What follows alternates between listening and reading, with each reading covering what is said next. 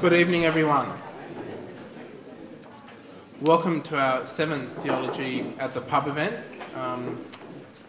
here at Fitzroy.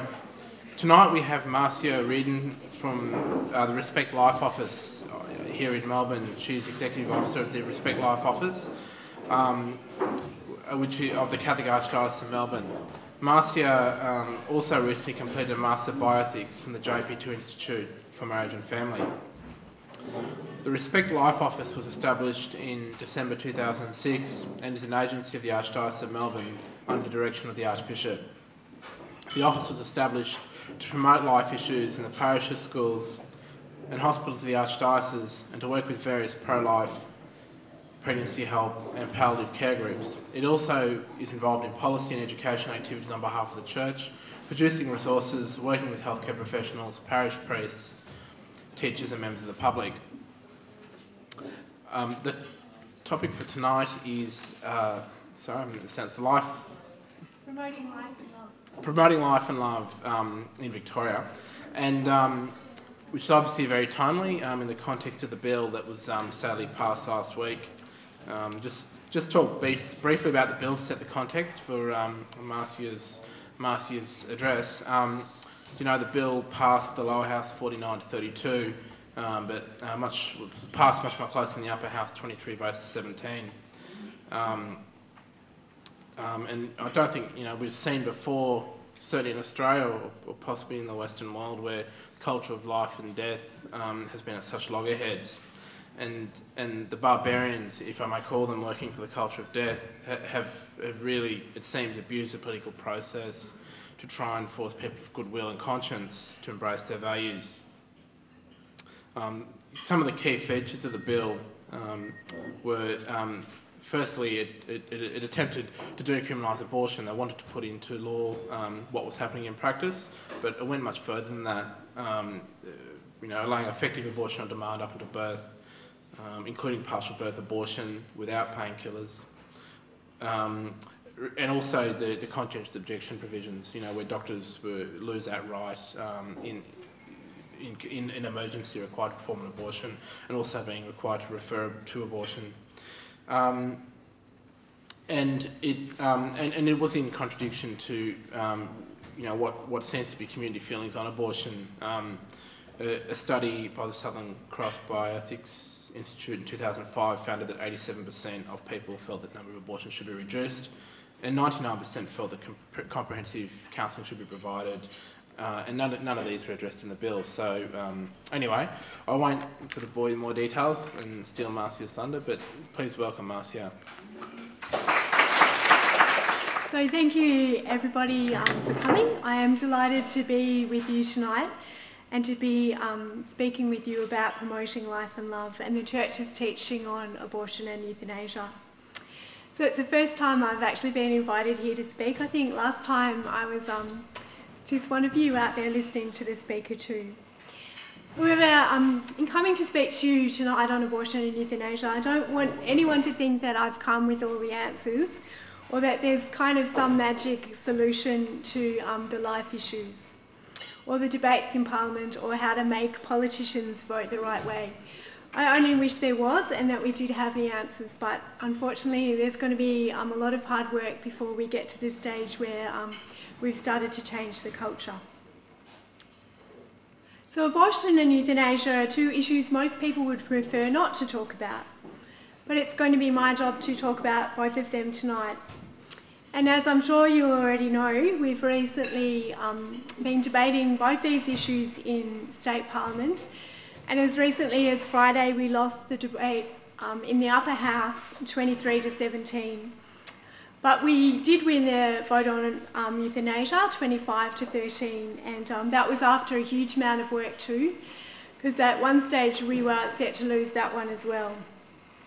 And so we should at least rejoice that we won that one, and that was despite all the pressure coming from groups like Dying with Dignity to try and win that one.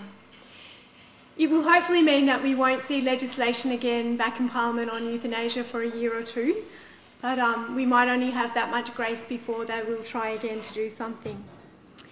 So just to remind everyone, since World Youth Day, we haven't just had bills before Parliament on euthanasia and abortion. We've also had bills, we've had 5 bills on also on stem cells, on cloning and on surrogacy. Tonight I'm mostly going to focus on abortion because probably that's the one most of you will be the most interested in and the one that affects most people currently directly. And the one we're probably all the most upset about that we've lost. But before I do go on to talk about abortion, I just want to remind all of you that I'm not here to judge or condemn anyone that might have been involved in an abortion. It's an issue that makes us uncomfortable, often because we do know someone that's been involved in one. Sometimes a friend or relative or someone really close to us we know has had one. And so we often don't want to wound them by bringing up this whole issue. And so in talking about abortion tonight, I'm not trying to do that or to judge anyone, but instead to raise awareness of this whole issue and hopefully to try and bring hope to a world that so desperately needs to hear a message of love.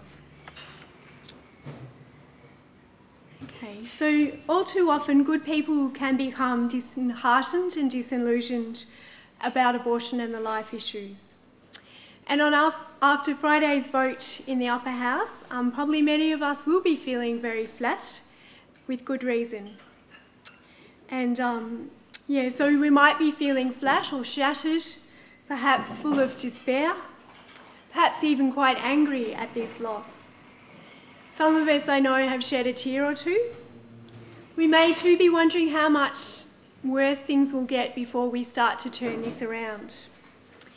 Some of us too might be wondering how God can let this happen. We might even be tempted to think that if only so-and-so had done such and such, we wouldn't be in this situation and we wouldn't have lost. And after all the joy and excitement of World Youth Day, how could we then lose something like abortion? How could our state parliament vote for this bill? We might even be feeling like some of us close to and those working with me, that we tried absolutely everything and we've still lost. And so what's the point in even trying? And we might be thinking, well, it's pretty hopeless. We can't do anything and it's all too hard. And that might be a good position to hold if we weren't Christians. But as Christians, we have to remember that we're not alone and this is not the end of the story. So as followers of Christ, we must go on. We cannot give in to despair, and we cannot threaten, intimidate or bully anyone. We will not convert people by shocking them or being rude, by telling them what we think of them, even though that might make us feel better for a little while. But we must not return nastiness and spite or repay evil with more evil.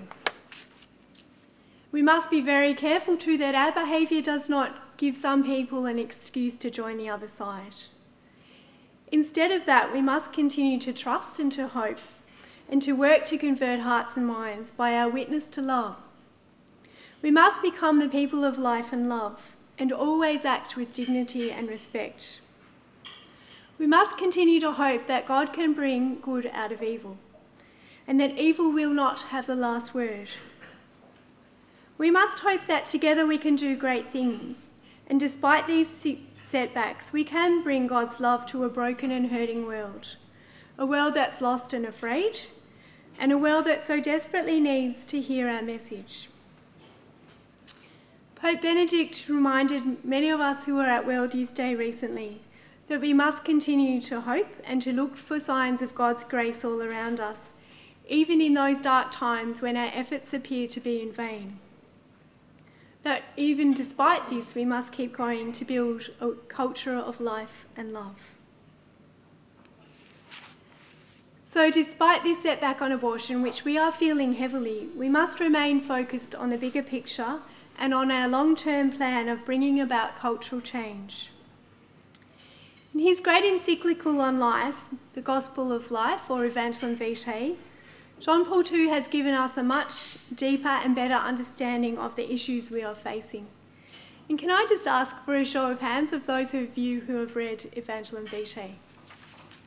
Good, so a few of you. That's very great. Thank you.